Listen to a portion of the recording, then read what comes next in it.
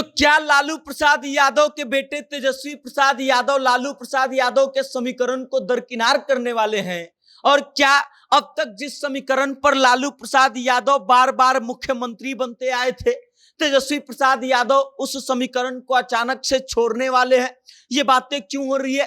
क्योंकि लालू प्रसाद यादव और तेजस्वी प्रसाद यादव ने तेजस्वी यादव के आभार यात्रा से ठीक पहले एक मीटिंग बुलाई थी, जिसमें राजद के कार्यकर्ताओं ने हिस्सा लिया था।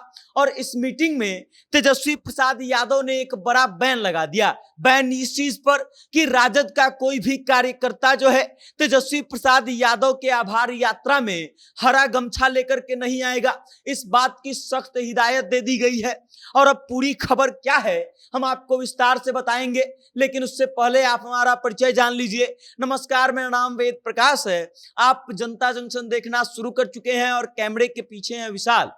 पिछले कुछ समय से इस बात की चर्चा लगातार चल रही थी, लोकसभा चुनाव में टिकट देने की बात हो तो या फिर विधानसभा चुनाव में टिकट देने की बात हो तो हर बार इस बात का मुद्दा उठता था कि जिस एमवाई समीकरण के भरोसे लालू प्रसाद यादव हर बार मुख्यमंत्री बनते थे, हर बार सत्ता में आते थे, उसी एमवाई समीकरण में वाई समीकरण का तो ख्याल रखा जाता है, यादव समाज के लोगों को खूब टिकट दिया जाता है, लेकिन एम समीकरण का उतना ध्यान नहीं रखा जाता है जितना उनसे वोट लिया जाता है। पिछले दिनों हमने आपको एक रिपोर्ट भी बताया था, जिसके माध्यम से बताया था कि मुस्लिम समुदाय कितना पिछड़ा हुआ है और उनकी राजनीतिक भागीदारी कितनी है। और अब आप इस बात को समझ लीजिए कि हर बार इस चीज को लेकर के सवाल उठता था। प्रशांत किशोर लगातार पिछले कुछ समय से इस बात के लिए हमलावर थे और वो तो इस बात का ऐलान तक कर चुके हैं कि वो आने वाले विधानसभा चुनाव 2025 में 40 से 70 सीट जो है मुसलमानों को देने का काम करेंगे। और इन सब के बीच राजद के तरफ से एक बड़ा दांव खेला गया है। एमवाई समीकरण में से एम को एक तरह से साइड करने का काम तेजस्वी प्रसाद यादव कर रहे हैं। अब ये कैसे कर रहे हैं? तो लालू प्रसाद यादव के बेटे तेजस्वी प्रसाद यादव आभार यात्रा पर 10 सितंबर से निकलने वाले हैं। उससे पहले लालू प्रसाद यादव जब सिंगापुर से लौटते हैं तो राजद के नेताओं की मीटिंग बुलाई जाती है और इस मीटिंग में एक बात का खास जिक्र किया जाता है कि कोई भी व्यक्ति जो आभार यात्रा का हिस्सा बनेगा वो अपने सर पर हरा मुरेठा नहीं बांधेगा। 3 साल पहले जब लालू प्रसाद यादव ने राजद के प्रशिक्षण शिविर को वीडियो कॉन्फ्रेंसिंग के माध्यम से दिल्ली से संबोधित किया था, तब उन्होंने ही इस बात का अपील अपने कार्यकर्ताओं से किया था कि जैसे समाजवादी पार्टी का चिन्ह जो है लाल टोपी और लाल गमछा है, वैसे राजद का प्रतीक हो जाना चाहिए ये हरा गमछा और हरा टोपी। और अब उसी हरे गमछे पर तेजस्वी प्रसाद यादव ने बैन लगा दिया है।